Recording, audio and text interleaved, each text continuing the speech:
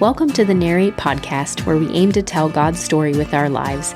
We'll be continuing to post the Sunday message each week, but we want to dive a little deeper and offer some content to supplement your life with God, and that's where our Beyond Sunday series comes in. Join Adam and Narrate staff as they provide thoughtful discussions, ideas, and interviews that go beyond the message you'll hear on Sunday.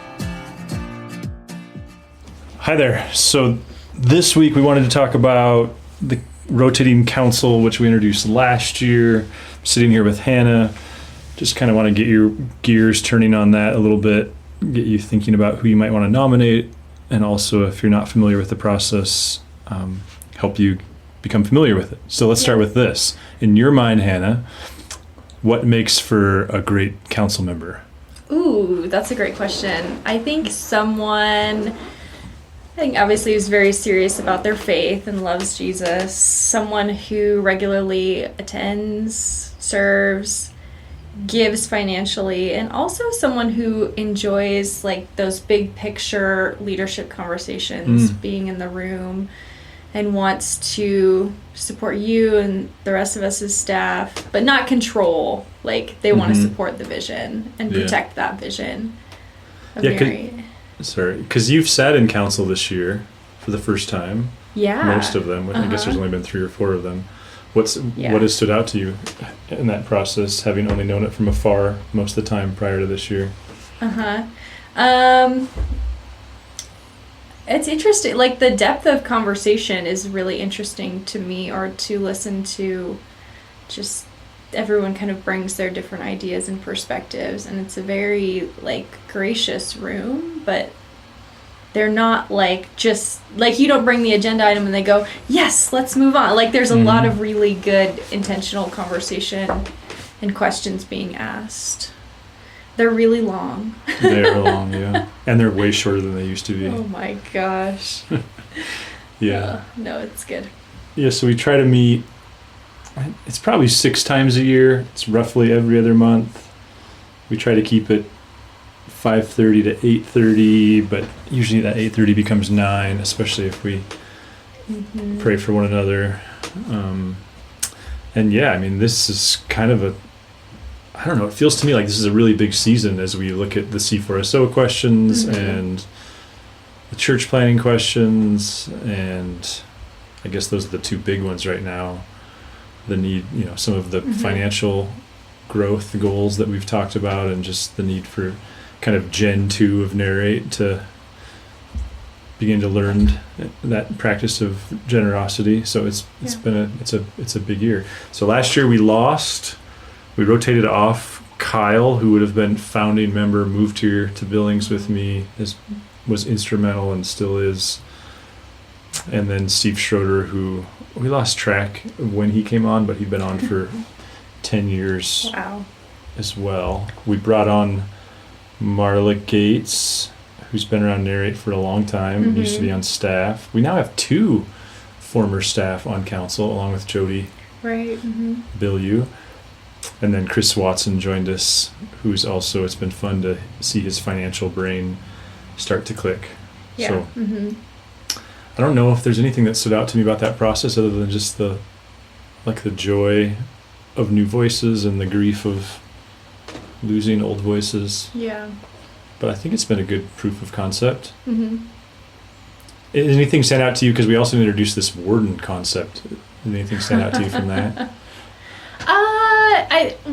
I think it's nice. Like, I'm sure those positions become really evident in like when you need something, or like have something you need to communicate to the council, or someone, at Narrate would need to communicate something to the council and couldn't do that to you. Like, I feel like that's maybe when those positions would really take effect. But no, it's been fun to see Brian and then Jolyn as the junior one just kind of lean into the ownership of those roles. So they've definitely done that. Like, it's been fun to see, and they're both great examples of really everyone on our council right now. They're very present, very involved, which is awesome. Yep. So I can't remember. Do you remember how many people we had nominated last year? Oh my gosh. I want to say like 12. Nominated? No, I think it was 12 applied. I think we had like 20. I don't think I knew. Oh, that could be. I think I just got to it. Just just see whoever the applied, that applications. is only who I saw. Yeah, I think we had like 24, or I was going to say 21 Oh, nominations. way more than I thought. So the process here, and Hannah will send an email that will also remind you of this, is May 1 through May 15th, we'll take nominations, and those you just email those to me, adam@narratechurch.org. If you walk by Hannah in the lobby and say, hey, I want to nominate this person, she's going to say, I'm gonna email me. Email you, because I don't want to. No one else knows. Yeah, Right. that's the design, is that if you nominate someone, you can tell them, you can tell the whole world you nominated them if you want. But the design on our end is there's one inbox for them, and we don't talk about, even amongst staff, like I don't even tell the other staff who's been nominated. Yeah, that's why I didn't know how many people got nominated. I thought I talked about that, but I could be missing that. So that's May 1 through 15th. And I think my ask would be that you'd at least pray about whether or not God would have you nominate. And you can nominate one, you can nominate yourself. Mm-hmm. I don't think we had anybody do that last year. But you can nominate, we had one person nominate like 6 people. You can do that. We do track like multiple nominations. And that's a metric that when it gets to the nomination committee, I give them that information. You sat in on that nomination committee last year. What do you remember about that, or what stood out to you? Oh, that application isn't like easy, and so the number of people that took the time to fill that in and write out their story and all the things that they answered was really impressive. So I enjoyed, like, I remember taking that process like just very seriously and reading everyone's applications and just like really praying over where, like, who God might bring forward in this next season. And then to sit in a room where it was like, oh, everyone else did a ton of hard work too around really kind of paying attention to how the Holy Spirit might be moving in this. And it was really, really fun just to like kind of, because I tried to sit back a little and just like see what everyone else was saying. It was really interesting. I was surprised that it only took one 1-hour meeting. Yeah. Maybe it was an hour and 15 or something, but like that. I was shocked by that. Yeah, so then I guess to finish that narrative, do you have to give a reason why you're nominating someone, or can you just email a name? you can just email a name. Okay. And yeah, I guess the other thing we didn't say is within your list is we want someone that's been around for a couple of years. Okay. So and then also an existing council member's spouse isn't eligible. Correct. Nor is an existing staff's spouse. And staff can't nominate, Right. but staff spouses can. Okay. And so there were a few times last year where someone was nominated who I in turn was just telling the person who did the nominating, like, hey, just thank you, and for the record, that person's not eligible. Okay. So around Narrate for a couple of years, can't be spouse to current council or current staff. Yep. Attends Sundays regularly. Serves, scatters with us. Yep. There's a giving. Gives regularly. Yeah, like the main function, one of the main functions of the council is that they manage the budget, and especially giving and spending, and so it just seems appropriate. Like, we want those to be people who are super invested in their generosity. That makes sense, yeah. And also, I think one of the legacies is it's a generous room, not a scarce. It's not a room that struggles with scarcity. So I think that's important. Yeah. And then Okay. So May 16th then through the 30th is when those people nominate. I mean, as soon as someone's nominated, I'll let them know and I'll send them an application, but then they have until May 30th to choose whether or not to submit an application. Okay. And again, that's anonymous. So that person who chooses to apply, they can tell the whole world they applied if they wanted. They could tell the person who nominated them. They could leave that totally anonymous, but we're not going to reveal that unless there's a nomination committee. I guess the other thing we need to say is, so this is kind of funny because the other bylaw is that someone can be on council for 3 years. So this is a 3-year term, and then they have to be off for a year. before they are eligible again. So technically, Kyle and Steve would be eligible again. Oh, because they were off for a year, huh? Yeah. Yep. That makes sense because, I mean, we're not a church of 3,000 people. Right, exactly. Yeah, and not every faithful, devout follower of Jesus is a great candidate for counsel. Right. Because it is someone that, in general, people who have leadership gifting, and I think there's always a spot or two for people whose leadership gifting maybe isn't super high, but in general, you want that room to be very astute in the leadership realm of things. Sure. Mm-hmm. So then there's the nomination committee. Do you remember the details of what makes up that? If I put you on the spot here. Isn't it like... It's people that are not eligible for counsel. Yep, so 2 who aren't eligible, so like Narrate at large. Oh, okay. And then 2 staff? Yep. 2 counsel spouses? No, two existing counsel. Oh, okay. But last year, one of the Narrate at large people was a counsel spouse because they're by default not eligible. Okay. And then myself. Okay. So it's a committee of 7. We'll move that around a little bit. I think probably like a 50% turnover is what I'm thinking in that. Mm-hmm. Because I mean, that in and of itself, that committee, that took a lot of energy and a lot of leadership, and I think it would help that room to have a little bit of context. Because, for example, so say we bring that room 11 applicants, that room will also know, so that room will know, I'm just going to use this as an example because Hannah's not eligible. Hannah was nominated 5 times, and oh, by the way, she was also nominated last year and obviously wasn't selected. So that room will know as we build years up if this is the first time or not. Okay. The other thing I wanted to come back to when you talked about the application was I don't think it's a super heavy lift, but it involves some energy. And so But it's not like a yes, no, done. Right, exactly. So if someone is nominated that applied last year, I do intend to reach out to them and go, hey, here's your last year one. You can adjust it as needed, but I'm also glad to roll with this. Mm-hmm. So hopefully that helps, because we're going to get into like situations where you have people who maybe have applied multiple years. Yeah. And I don't want them to become jaded about the work involved. Right. Yeah. Well, and too, I guess we're not there in the process yet. I was going to talk about the drawing. Because so the nomination committee gets it down to one more person than the available spots, right? Right. So they could be 12 or there could be 3. Okay. So if there's 2 spots, it could be 3 plus. Mm-hmm. And then that goes to the council, and they say great or no, go back to the drawing board. Yeah, I don't know if that would ever happen. I don't know that it would either, but I mean, it would just involve if somebody knew something that was like, oh, you guys missed this. Oh, okay.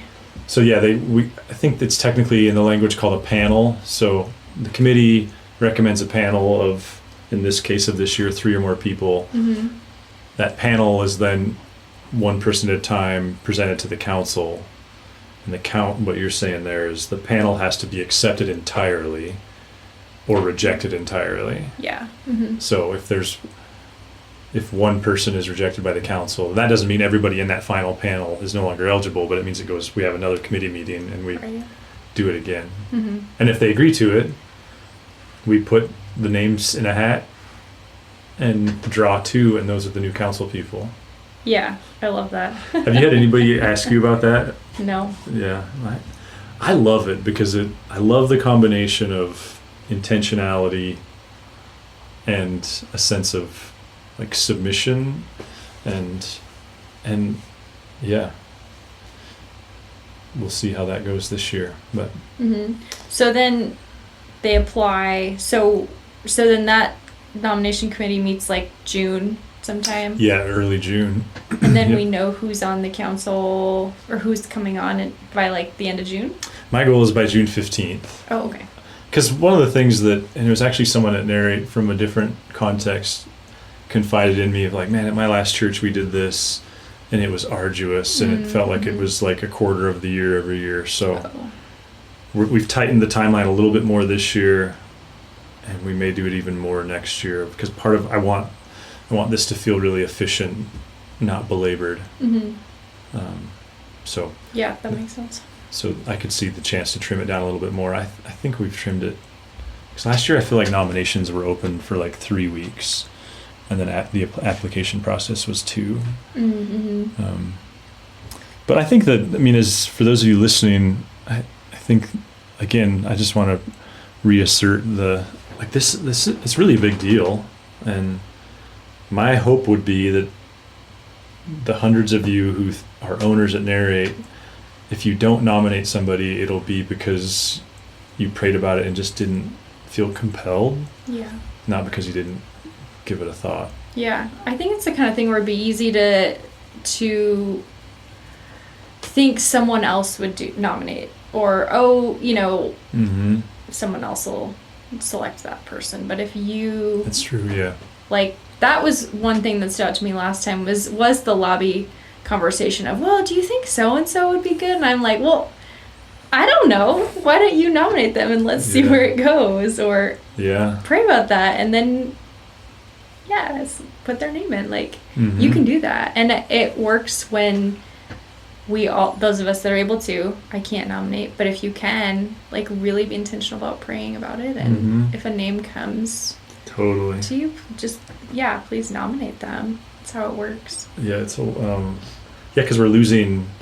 So this year, I think we'll feel it all the more, not because the people going off are any more or less valuable, but because this completes then the founding councils rotating off. Because so Daryl and Brian, and neither one of them were on there when we started, but. After them, the next closest person would be the next closest people would be that group of Greg, Jody, and Jolynn, who were the last ones we added, kind of old style, which was the council would pray and we would have conversation and we would invite. So, so in case it's not clear, it's a 3-year term. I don't know that we're kind of bouncing all over here. I think I said that once, but that will technically start in September. With our fiscal year, although I think we did some onboarding last year, and I think we might even bring them into the room earlier this year just to get their feet, their bearings, because it's intimidating. So Brian will rotate off as both warden and council. Jolynn will rotate into senior warden, and then we'll have to reselect the junior warden. And I guess what's the gender makeup? What will got Jody, Marla, Jolynn, who will stay on, and then Chris and Greg, who will stay on. Okay. So 3 women, 2 men. Because 2 men are leaving. Right. Yeah. So right now it's 3 women, 4 men. Okay. I'm always there. You're almost always there, but so that kind of evens that out. But yeah. Thank you. If you have any questions, I guess you can email me or talk to anybody really. Yeah. It's intended to be an open process, and I think ultimately, I guess speaking to the why is we just want to widen the circle of ownership and leadership, and I think that part has proven true already. Anything else other than a barking dog? No, I think we covered it. Thanks. If you'd like to learn more about Narrate Church, find us online at narratechurch.org. You can also look us up on Facebook or Instagram. Thanks for listening.